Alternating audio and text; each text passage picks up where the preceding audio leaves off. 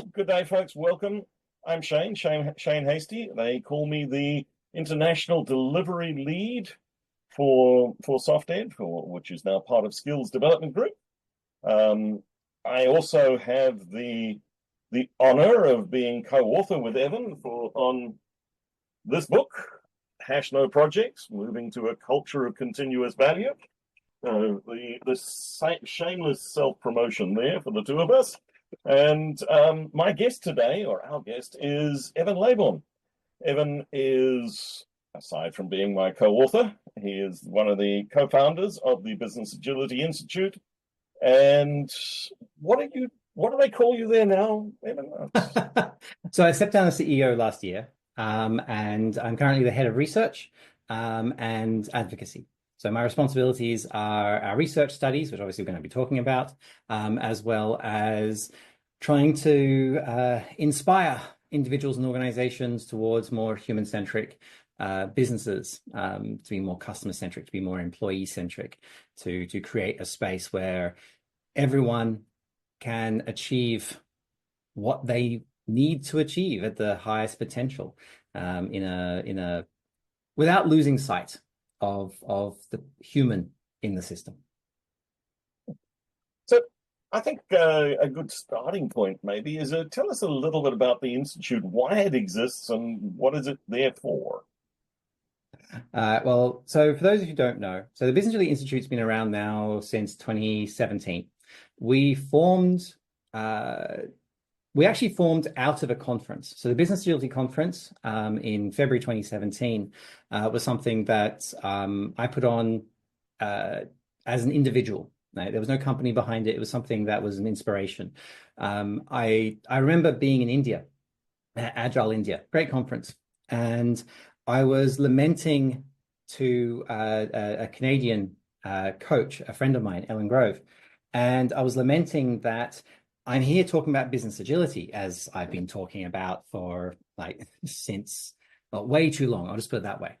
And I was lamenting that all these people, brilliant, intelligent, passionate people, none of them had the authority or the global systems level perspective that would allow them to change their organization, or very few did. And so she sort of challenged us, like, well, why don't you create a business agility conference? And so I did. And being terrible with names, I just called it the Business Agility Conference. And it was such a huge success. I had this sort of rather arrogant assumption that I've been talking business agility since, I don't know, 2008, 2010. And I sort of assumed I would know everyone and knew what was going on. But the reality was I knew maybe 20% of the audience.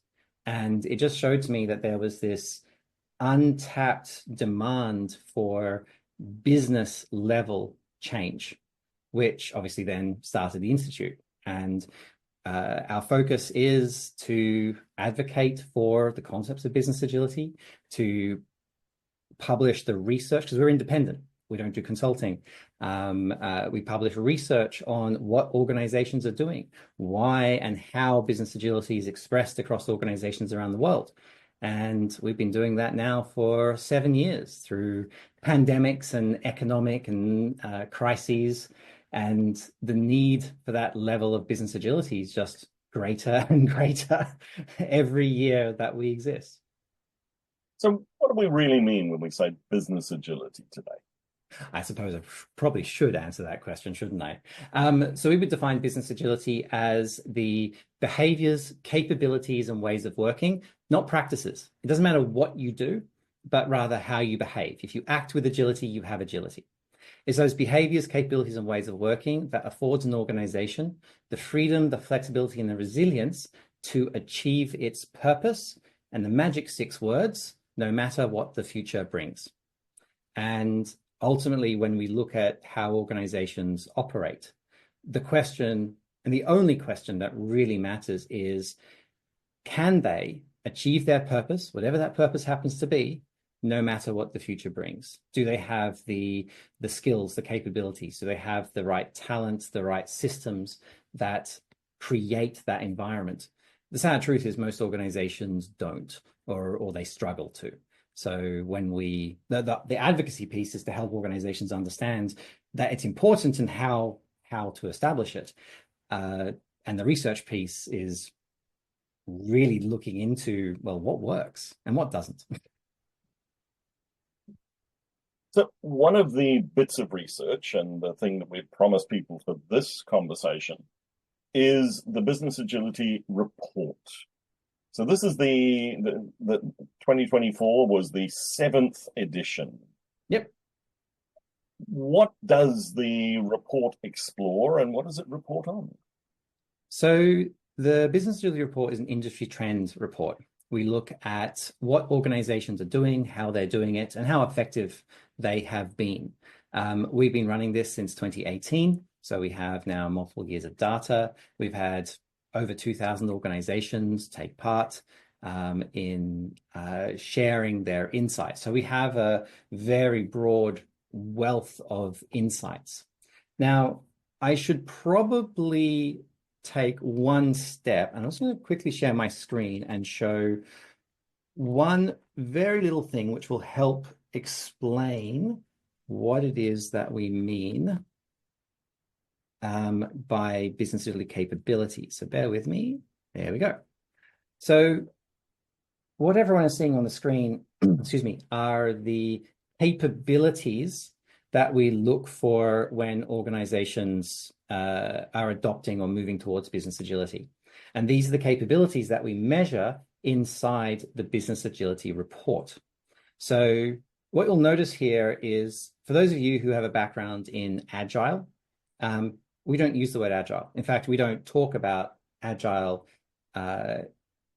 specifically. Agile is a set of tools and mindsets that go towards enabling business agility, but business agility looks at the whole organizational system. You'll also notice that there's no practices here. And I mentioned earlier, it didn't matter what you do. If you act with agility, you have agility. I'd also go a step further and say that the goal of an organization is not agility. The goal of an organization is to be a better organization, to be more effective, to achieve their purpose no matter what the future brings. The capabilities that we're showing here on the screen are the ones that we have found that agile organizations are more effective at than any other organization. They are better at prioritization. They are better at realizing people's potential. They are better at collaboration, that act as one. They are better at balancing governance and risk. And so when we look at the business agility report, when we look at what is happening with organizations around the world, what we've found very quickly is that the trends towards business agility have been, there are some capabilities that organizations can do more effectively. Embedding psychological safety or fiercely championing the customer. These are easy for organizations to do. Others, like funding work dynamically, acting as one, unleashing workflow. That's the value stream for those of you familiar with the concept. These are areas that organizations definitely in 2024 struggled with, and to be honest, have struggled with in many or most of the previous years. What is the trend over the 7 years that you've been doing this study? All right, I'm going to share my screen one more time, and then I promise that I'll be looking at your face, not the screen. The trend has broadly been upwards. We have seen significant movement towards business agility since we started collecting data. And you can see that there's this solid trend, 2019 through to 2024. I'll talk about 2023 in 1 second. These trends have been relatively, again, excluding 2023, relatively consistent. The capabilities around culture or customer centricity are easier to establish. In fact, the customer-centric capabilities tend to get established in organizations within about 1 year. The cultural capabilities usually within 2 to 3 years. These are averages, obviously, the standard deviation is huge. The flexible operations capabilities can take upwards of 8 years to become established. I'm not saying 8 years of formal transformation. I'm saying 8 years of focus towards business agility, whether that's a formal transformation or sort of like ongoing continuous improvement, that is not relevant here. 2023 was the anomaly. And what has sort of emerged when we were looking at the data 2 years ago was the level of distrust and inward-looking protectionism that emerged in 2023. Through the pandemic years, 2020, 21, 22, people, organizations, we were all in it together. Right? There were people who lost their jobs, companies went out of business, and it was sad. But you understood why. Right? Workers, individuals, leaders, companies, all sort of worked together to try and get through what was a globally difficult situation. So despite this, things like acting as one, collaboration, the workflows actually got better, because even though there was this disruption and there was these tensions, from a human-centric standpoint, from a business agility standpoint, organizations actually improved. 2023 is when organizations started to return to previous patterns of behavior.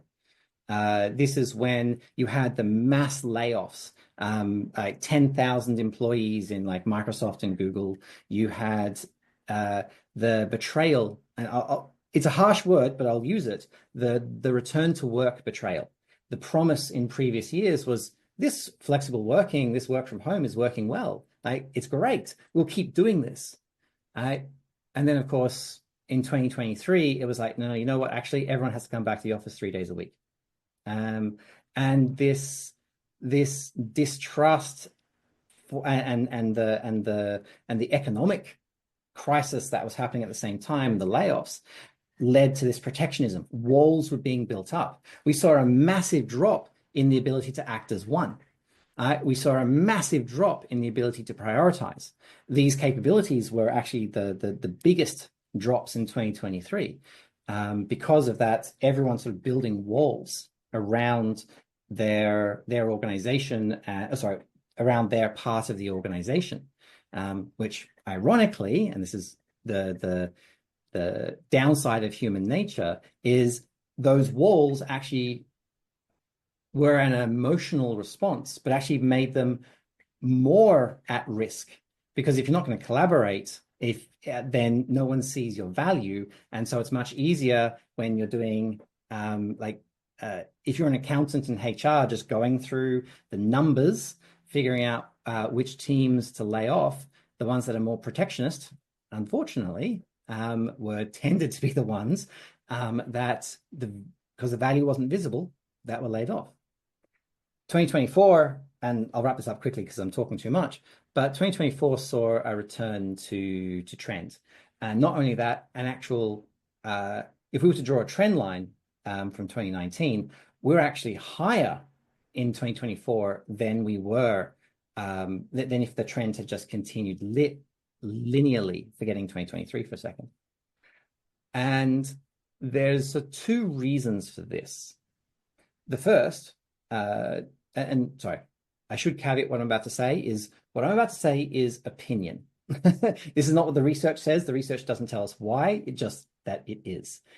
My opinion, 2 reasons for this. The first is that while business agility and agile are, agile is the heritage of business agility. It's where a lot of this came from. But in many organizations, business agility was an extension of their agile transformation. And in 2024, we started to see agile transformations get canceled, funding was cut, and the focus, and we have other research on this, by the way, about the shift from agile as a speciality to agile as just a default, which I won't go into because I'm talking too much. But what I would say is that 2024 was the year that business agility came out of Agile's shadow. So organizations weren't interested in formally investing in Agile, product and technology Agile, but the business agility became something that they would then deliberately focus on, hence some of that push. The other thing that emerged around 2024 was just the level of economic disruption continued to escalate from 2023. So the uncertainty in the markets leading to organizations going, like, we don't have as much budgets, we're cutting staff, unfortunately, but we still need, in fact, business agility is now more important. So we've had more conversations about business agility in the last 12 to 18 months than we have like in any prior year. Sorry, that was a lot of talking. So organizations recognizing the need for agility, and we see that very, very significant jump. What are the things that are holding us back? So I want to talk about culture, but before I do that, I want to talk about governance, systems, operations. So I like to talk about Evans' theory of agile constraints. An organization can only be as agile as least agile function, and that's not technology anymore. So theory of constraints says that if you're building a car on a production line, if it takes you 5 minutes to install the engine, 4 minutes to install the wheels, no amount of transformation on the wheel team is going to improve throughput, to improve that production line. The corollary is that there's always a constraint. If you do transform the engine team, you get it down to 3 minutes, then it's going to take you, cars aren't going to roll off the production line once every 3 minutes. They're going to roll off the production line once every 4 because the constraint has moved to that wheel team. Theory of agile constraints, if you can create a potentially shippable product increment in 2 weeks, if you have a DevOps pipeline that allows you to deploy in 11.3 seconds, I think that was Amazon's statistic, that doesn't matter if it takes you 4 months to get a hiring ticket, 9 months to get a budget change approved, 2 months to go through the project control board, ironically, given that you and I wrote a book called No Projects. So the systems, the governance, the operations of the organization is, for most companies, the largest constraint to agility. So when we look at it from a systems standpoint, organizations have locally optimized. They've created highly efficient delivery engines, right? Very effective, very fast production lines, right? Pushing into a very slow and bureaucratic like endpoint, or being fed in from a very slow and bureaucratic input. And it's the governance of the operations. It's the governance of the organization that is, when we study individual companies, not talking global trends, I'm talking about specific companies. They're the ones, the ability to balance governance and risk or fund work dynamically, tend to be the lowest rated capabilities. And the behaviors behind that, because we do behavioral evaluation, because behaviors are observable. They tend to be lowest rated. But to talk about culture for a second, because I know that's a topic that you and I both believe is important. While the operations is the biggest constraint, the most impactful capabilities in terms of the absence of it has a bigger detriment. It is those cultural behaviors, cultural capabilities that I spoke about, the ability to act as one, the ability to embed psychological safety, the ability to engage transparently and courageously, to cultivate a learning organization. Organizations that lack those capabilities are the ones that, I'll say nothing else really matters. It has the greatest level of impact. I'll also add one more thing, and that this changes over time in organizations as well. So I'll give a real example. Performance management, everyone's favorite topic. An organization, let's take, I'm thinking of a specific example, but I'm not going to name them for obvious reasons. So this organization has spent a lot, it's a global financial services organization. It's about 7,000 employees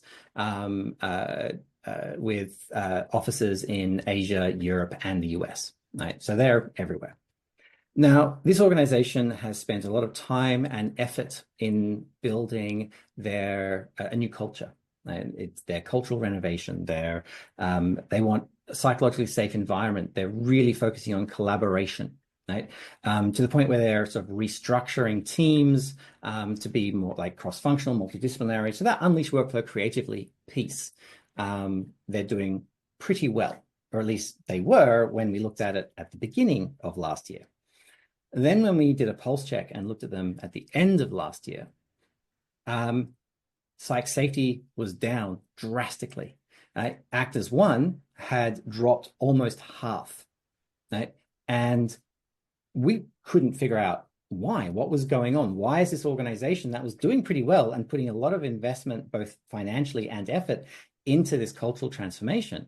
Right? Why have they dropped so substantially in 12 months? In 6 months. And when we sort of dug into it, what we found was that they were using a stack ranking or force distribution performance management system.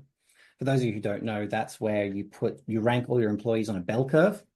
Now they weren't doing rank and yank, which is like the GE Welchian, like if you fire the bottom 30% every year, they weren't that bad, right? But because you stack rank, think of it this way: you're in a team, right? And Shane, you're my manager. You've got a bell curve distribute every employee, right? You've got 2 3s, 7 2s, and 3 1s to give out. You've just spent 6 months building a collaborative environment where people are working together for a common goal, right? And not just inside your team, but across teams as well. Now comes performance management, and we've worked very well as a team. We have been collaborative. We've done everything behaviorally that you've asked of us. But then you give me a 1, right? Why? Because you can't give out 3s to everyone. Right? You don't have enough. 3 people have to get a 1, right? And what does that do to my desire to collaborate? What does that do to my... Exactly. It tanks it. It breaks it entirely. And so this organization, and unfortunately, they're stuck in this mindset that force distribution is a good performance management. We're trying to work through with them and their HR teams to change that mindset. But you see this huge, every 6 months, psych safety, collaboration, all those indexes drop. And then they pick up again as people move on. But it's rough. I should just note for a second, I'm not talking about underperforming employees. That's a different thing. Someone who's underperforming, if you wait till the end of the year for performance management to deal with that person, you've waited too long. Right? Those underperforming employees need to be supported, given the chance, and then exited from the organization if they're not improving, not through the performance management process. That's a separate process, which unfortunately many organizations don't have separate process. I'm talking too much. I'm sorry. You got me ranting. That's your problem. You got me ranting on something. Yeah. So these are behaviors, and you gave us one example of that. Stack ranking as a behavior. Let's dig into some of those engaged culture behaviors. How do we know that we've cultivated a learning organization or we've embedded psychological safety? What are the things we see that are measurable? So I know I said I wouldn't share a slide again, but I lied because I'm going to do that. Where are we? Bear with me, sorry, 2 seconds. That'll do. Okay, share screen. As a research organization, we've studied, as I said, 2,000 plus organizations. There are more behaviors here than I'm going to talk about, and it's not of interest. As a side note, the domains of business agility, including these behaviors, is all published under Creative Commons. You can download and sort of read through the list of behaviors, and I'll put a link in the chat in a moment. But what I just sort of want to highlight is 2 things about the behaviors. The first is that there's a lot of them. When we study organizations, we've identified 84 specific behaviors that define what an effective organization, or we expect to see in an effective agile organization. But you'll notice that these behaviors are sort of segmented into 3 groups. The smaller group at the top here is the executive level behaviors. So these are the behaviors that we expect to see from the executives in the organizations. This large group here, the largest of them, I think is like 56%, are the leadership behaviors.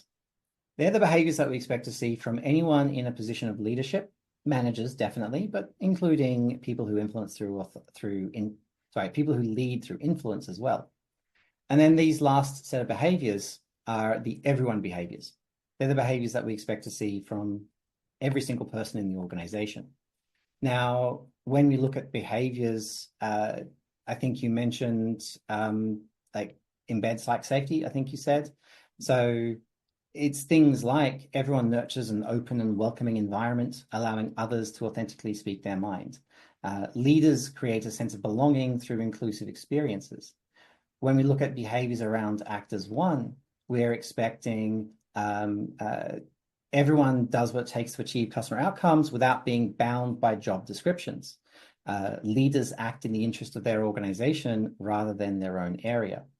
So the behaviors are observable because people are behaving in this particular way, which from a research standpoint is important because you can't measure culture, you can't measure mindset, and there are a million practices that you could look for, but the behaviors are sort of the fundamental root of if you behave with agility, you have agility.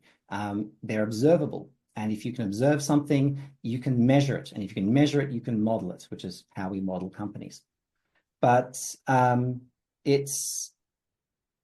we're looking at how the leaders, the executives, and how everyone acts inside that organization. Everyone limits work in progress. I think that's one of the deliver value sooner behaviors. Behaviors aren't, we use Scrum. Right? That's a practice. It doesn't matter to us whether you're using Scrum, Safe, Less, DA, something that I've never heard of. Doesn't matter to me if you're using Beyond Budgeting, Throughput Accounting, Lean Accounting, rolling budgets. Right? The question is, do you have the behaviors that those practices establish? And if you do, great. Doesn't matter what mechanism or what tool you've used to achieve them. What was surprising for you from the results of this year? So probably the biggest surprise this year was how much prioritization had improved. And I mean really, really substantially improved. Prioritization went up 30-something%, I think it was. Forgive me, I can get the exact number in a moment. But because prioritization increased to such a degree, up 35%, there you go. That is an unheard of increase. Now, remembering that prioritization had dropped substantially last year. So it's like we're down 20% last year, but then up 35 this year. But most of the other capabilities were up 10, 12, 15%. 35 is I don't think I've ever seen anything improve 35% in a year. And I will note, like, we have statisticians look at this. We looked at the trends month by month. So it's not just like some anomalous thing happened, but no, it was a steady improvement month by month, almost linear improvement as we got results in. Now, what was interesting about that is trying to understand why prioritization had improved so much. What we sort of found when we were talking a little bit deeper about when we're talking deeper to organizations about this deeper, part of it was the connection to that act as one, the collaboration. Prioritization depends very heavily on individuals, business areas and leaders in those business areas engaging with other business areas to determine what is the most important thing to work on. So part of it was supported by that improvement in collaboration. The other thing that emerged was this recognition of capacity and workload. The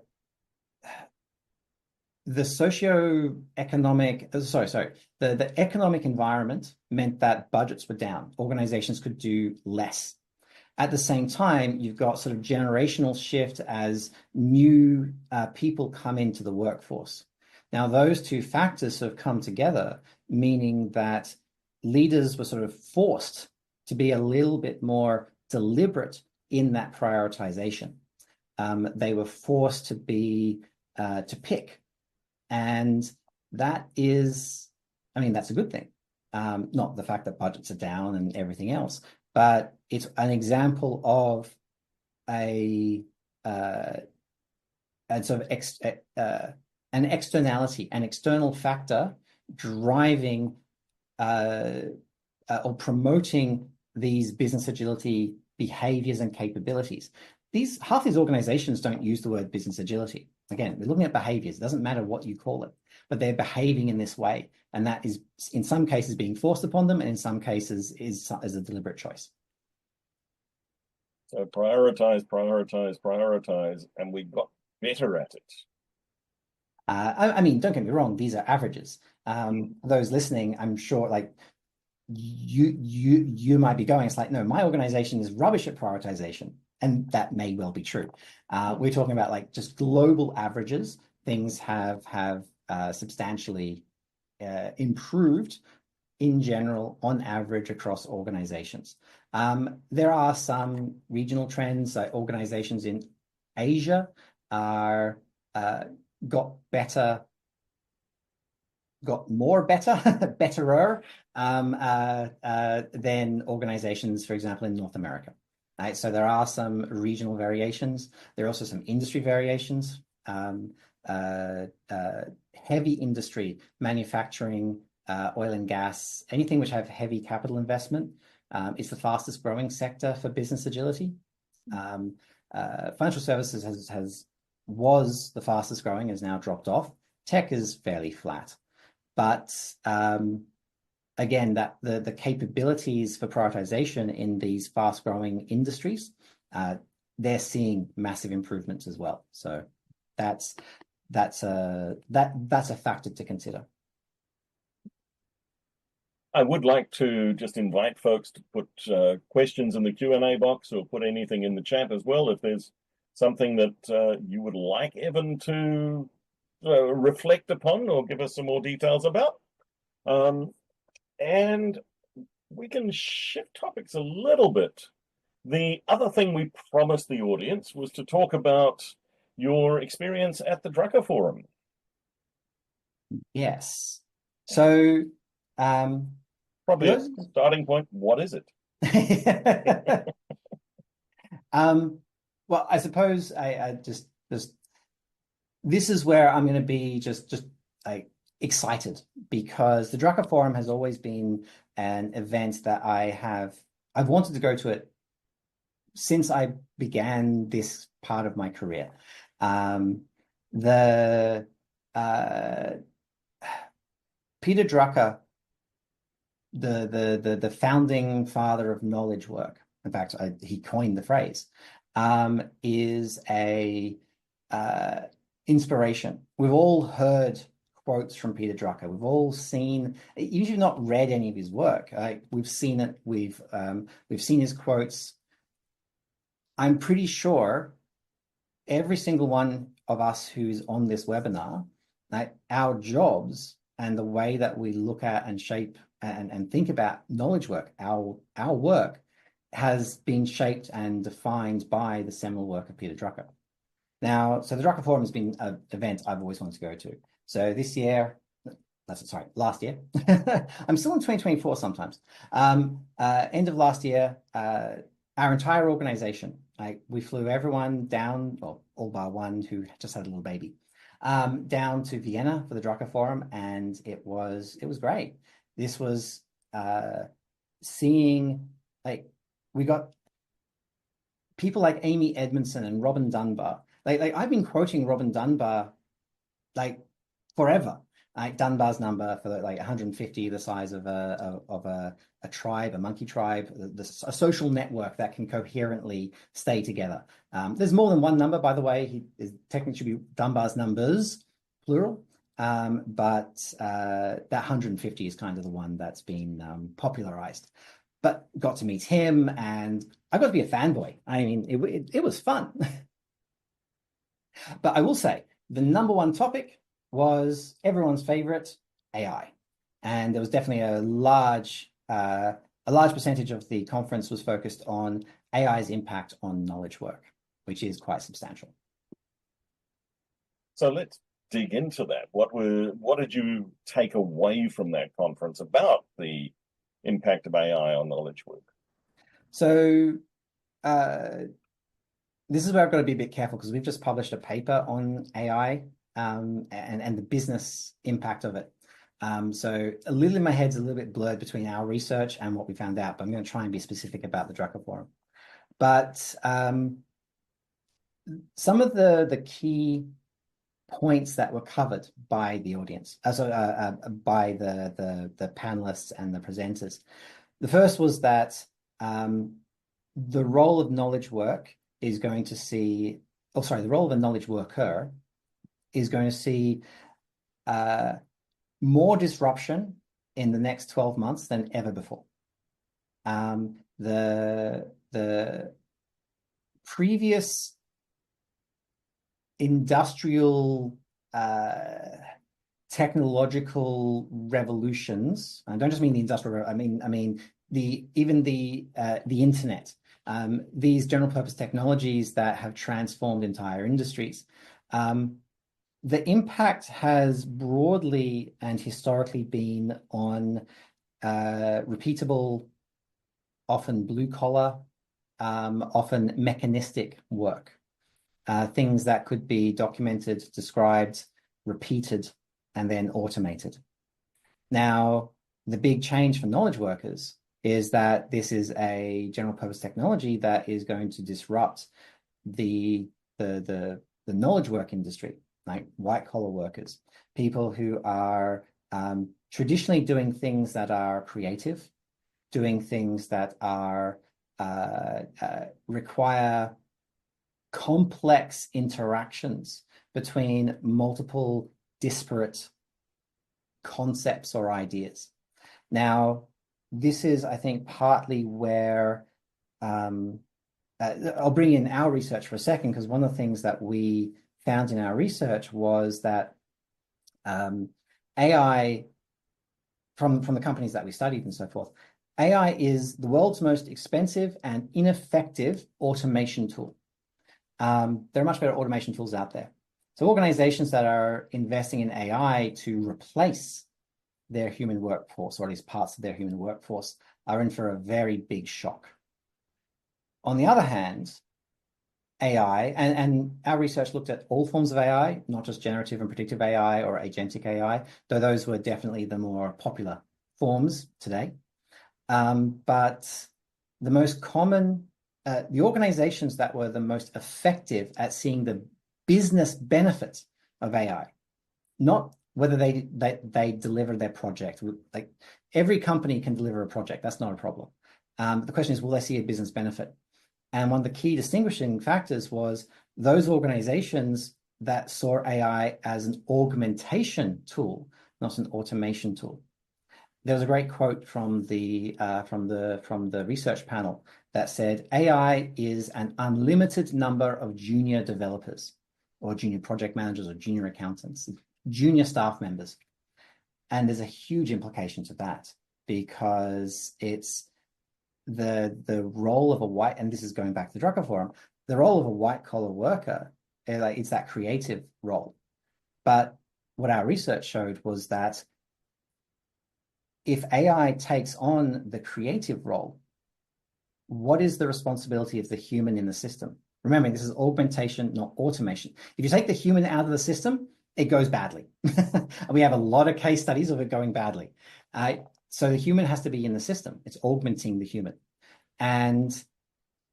But the responsibilities and that role changes.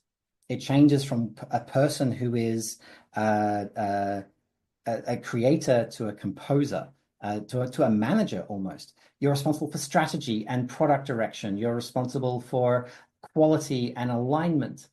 You might be a junior developer or a junior accountant, but when you're working with your AI colleague, you are taking on almost managerial responsibilities.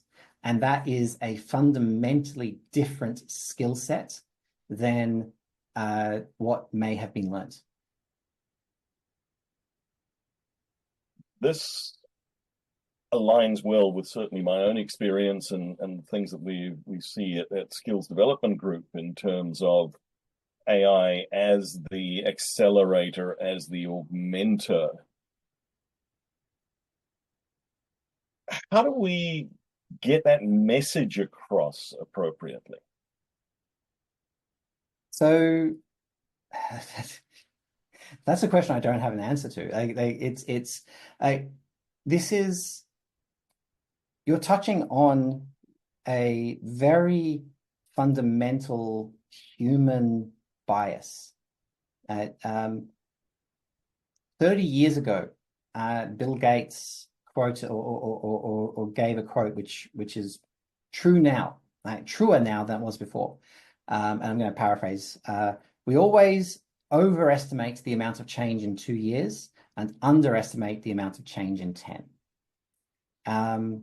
So for organizations, part of this is it's going to happen whether you do something or not. And the existing leaders, they'll be out of the organization. The average tenure for a CEO is, I think, 4 years. It might be less. So leadership change and churn is going to happen. The question is whether or not an organization just can keep pace, can adapt fast enough while this generational change, this leadership change is occurring at the same time.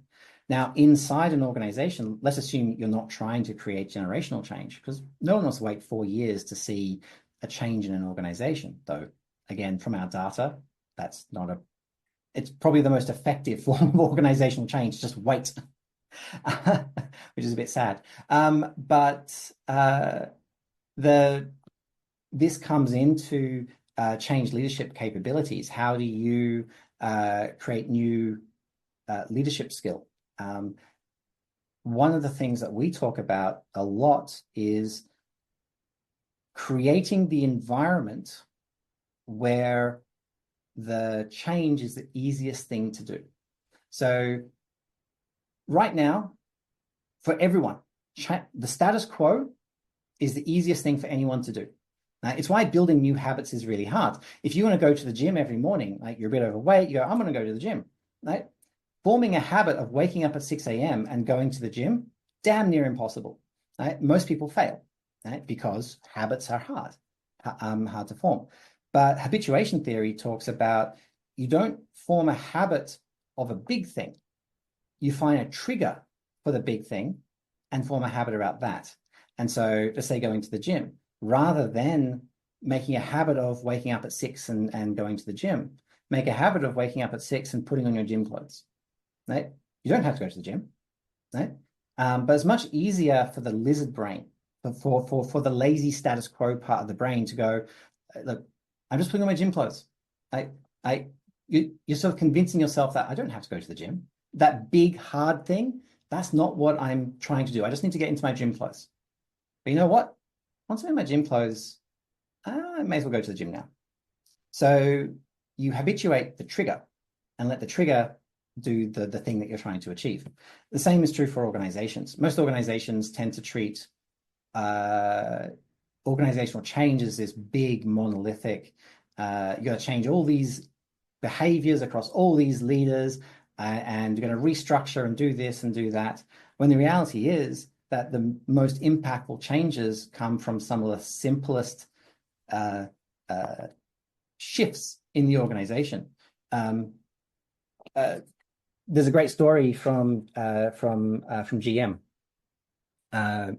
Mary Barra, the now CEO, then head of HR. This is an organization that had gone through bankruptcy and was coming out, and she knew that the organization needed a new culture. And she talks about the smallest, biggest change that she'd ever done. And this was to change the dress code policy, right? So she could have run a big transformation. She's head of HR. She's responsible for culture, right? But instead, it's like, okay, pick one thing that's in my control and simple change. Threw out the dress code, replaced it with 2 words, dress appropriately. That was it, right? Now, people complained. There were managers who, there was one, when she tells the story, she talks about one manager who comes up to her and says, we can't do this. We have government fleet inspection coming in regularly to talk about fleet sales. So our salespeople have wearing suits and that sort of thing. She's like, well, have you spoken to your team? No, not yet. Go speak to them and then come to me if it's still a problem. Doesn't hear from him again. Chases him down. It's like, okay, how's it going? And he's just like, oh yeah, they just agreed to hang a pair of slacks behind the door. So if the government turns up for a fleet conversation, they can just quickly get changed. Great. So what does she want? She wants a culture of autonomy, of trust. To come out of bankruptcy and to be an effective organization needs everybody to take a level of personal responsibility, right? So instead of training everyone in personal responsibility, instead of creating these complex education things and complex process changes, just create the environment where responsibility and accountability is the simplest thing to do. Right? Just drop the dress code. Right? And that's just an example. I've got hundreds more and I don't have time. I'm talking too much again. But yeah, you're asking a question that has no good answer. But all I will say is it is both harder and easier than you think. So Maurice has put in the chat, maybe we've answered some of this, but let's dig into it explicitly. How is knowledge work and business agility likely to be influenced by the uptake of AI agents? So this was something that's come up actually a lot. So we published our AI report. I've just put a link in the chat. We published our reports about 2 weeks ago. And so agentic AI is relatively new. Like generative AI is a couple of years old now, predictive AI, a couple of years old. In terms of popular adoption, obviously, it's been around much longer than that. Agentic AI, again, in popular consumption is still relatively new.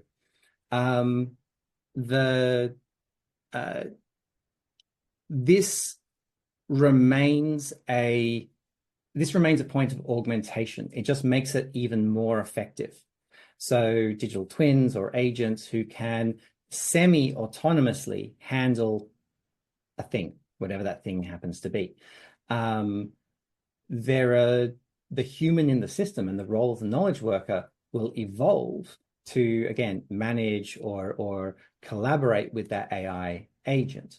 There are like horrific stories. One of the case studies that I read was a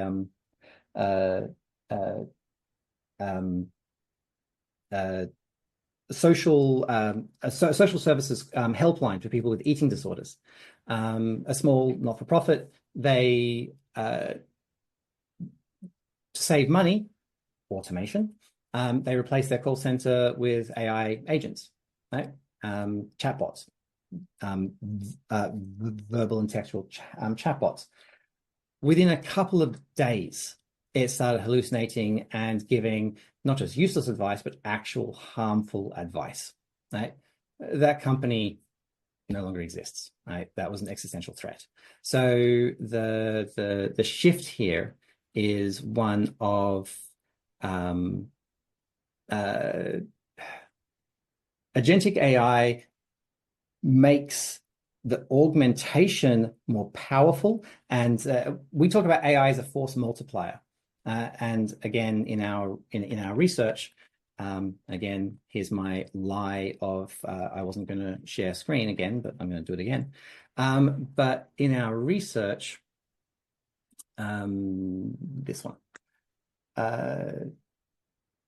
what we found was these are the force multipliers that organizations can expect. Product development, time to market and improvements in quality, 1.4 to 2.7x. Customer availability, 1.6 to 2.8x. So these are the multipliers that organizations can expect at a business level. Agentic AI, obviously, is a more powerful force multiplier done properly. But ultimately, it doesn't matter how, think about theory of constraints, like I just said. It applies to AI just as much as it applies to business agility. It does not matter how effective your AI system is. If you want a 3x product development, can your leaders make decisions 3 times faster? Can you get market feedback 3 times faster? Can you budget 3 times faster because AI is giving you all these new opportunities? And the answer is no for most organizations. And what we found in both our research and what came up a little bit in the Drucker Forum was a lot of the benefits of AI, the business benefits of AI, being subsumed, undermined, absorbed by the bureaucracy of the organization. And so the role of agents and agentic AI is, I think, it is both a more powerful force multiplier, but it also has, it's more, because it's more powerful, there's more that can be lost. There's more that can be wasted, if that makes sense. It's think of that production line. We got installing the engine down to 30 seconds, but it still takes 4 minutes to put the wheels on, right? Like all of that optimization and improvement for the engine team is lost, wasted when you look at it from an organizational system perspective. And this, I will say, this is where Laura Powers, the CEO of the Business Agility Institute, my boss, says all of these companies that were afraid of the digital natives, just wait until they start to see the AI natives, right? And you want to see the uptake of AI and the impact of the uptake of AI agents on business agility and on organizations. It's those AI native companies, the ones that know how to augment their workforce from the very beginning. They're the ones that are going to not only spur innovation and fear in some organizations, but that's where I think a lot of the change and a lot of the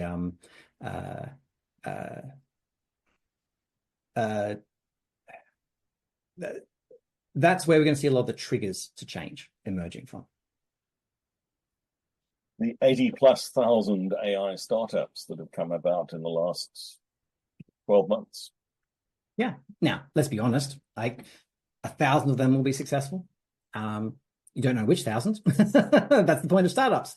And there's a lot of hype. Actually, I will say, and again, this is Evan's opinion here, but I've seen hypes come and go. Like, I've got enough gray here that I've been around a couple of years. One hype cycle that I never understood was blockchain, right? There are very few things that a blockchain can do, a distributed shared ledger, that a relational database can't do faster and more effectively, right? There are some use cases, but the vast majority of business cases for blockchain were built on hype. Right? It was out there, these weird and wacky and extreme things. But you know what one of the biggest transformative technologies ever was? The washing machine. Right? Transformative change, global, social, technological, transformative change occurs not when you're doing something new, but when you're doing something boring in a better way, something that you've got to do anyway, right? And that's where AI is transformative. Because AI, and yes, of those 80,000, I'm sure half of them are just hype, right? But the ones that are doing the boring stuff, the stuff that companies have to do anyway, right? They're like, that is the transformative social, generational, technological, global change, right? Transforming the boring stuff that's got to be done. Well, that's a great point for us to finish on. Evan, thank you very, very much. Ruth, the amount of power AI uses and the impact of that on the energy system. So very quickly, just 30 seconds on that one. It is a problem. It's a solvable problem. You look at some of the modern technologies that are using a fraction of the power. Blue was the one that came out of China a couple of weeks ago. DeepMind. DeepMind, thank you. Sorry, my brain just froze for a second. So it's a solvable problem and will improve and change over time. But the global energy system is something that there are a whole bunch of interconnected social and environmental and technological problems that are all intertwined. It's a complex adaptive system requiring complex emergent solutions. So it's a problem.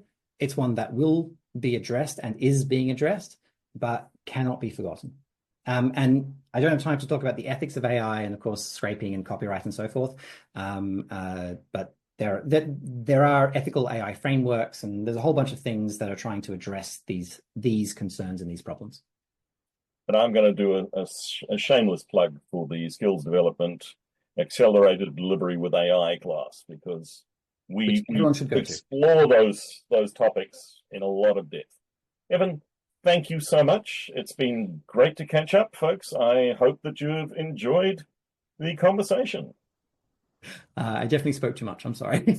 Less conversation and more rant, but thank you for the opportunity to rant. It was great to hear from you. Thank you, everyone. Thank you for joining.